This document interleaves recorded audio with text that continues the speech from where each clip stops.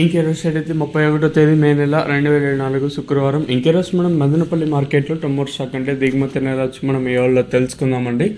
అంటే దిగుమతి నేనైతే పోల్చుకుంటే ఎక్కువ వచ్చిందా తక్కువ వచ్చిందా వెయిట్ అని వాళ్ళు తెలుసుకుందామండి. తెలుసుకునే ముందు ఇంకా మన ఛానల్ సబ్స్క్రైబ్ చేసుకోలేదు, ఇంకెందుకు కలిసి ప్లీజ్ లైక్ ప్లస్ సబ్స్క్రైబ్ చేసుకోండి. కొత్తగా ఏమన్నా మన ఛానల్ చూస్తూ అంటే సో ఇంకా లైక్ చేయకుండా చూస్తామంటే వెంటనే లైక్ ప్లస్ సబ్స్క్రైబ్ చేసుకోండి. ఇంకా విషయానికి వస్తే తెలిసిండే కదా, మదనపల్లి మార్కెట్లో సుమారుగా 29, 30, 32, 33 ఇలా అయితే ఉన్నాయి. దిగుమతుల గురించి మాట్లాడుకోవాల్సి వస్తే మనం ముందుగా టీవీఎస్ మండి లైన్ మాట్లాడుకోవాలి.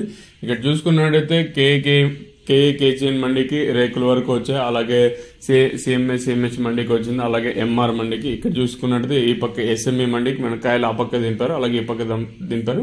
సేమ్ ఈ లైన్లో చూసుకున్నట్టయితే నిన్న దిగుమతి తగ్గిన ఈరోజు దిగుమతి అయితే పెరిగింది. భారీ స్థాయిలో అని చెప్పలేం, కానీ ఇప్పుడు ఒక మండికి బాగా తగ్గింటే ఇంకో మండికి బాగా పెరిగింది. ఓవరాల్గా ఇప్పుడు టీవీఎస్ మండలి మొత్తం చూసుకుంటే 9 స్వల్పంగా దిగుమతి అయితే పెరిగింది. ఇంకా అలాగే జీపీఆర్ మండిలో సేమ్ నిన్న దిగుమతి అయితే వచ్చాయి. ఓవరాల్గా ఈ పక్క రెండు మండీలు అంటే ఈ పక్క ఆ పక్క రెండు పక్క కంపేర్ చేసుకుని 9 స్వల్పంగా పెరిగింది దిగుమతి వచ్చేసి.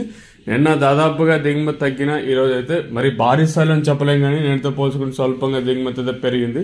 మరి ఇది ఏ విధంగా ఇంపాక్ట్ అంటే ఇది దీనివల్ల ఏం ఎఫెక్ట్ ఉంటుందో లేదు చూడాలి.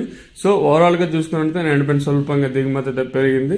మరి చూద్దాము ఈ ధరలు అనేది ఏ విధంగా వెళ్తాయని.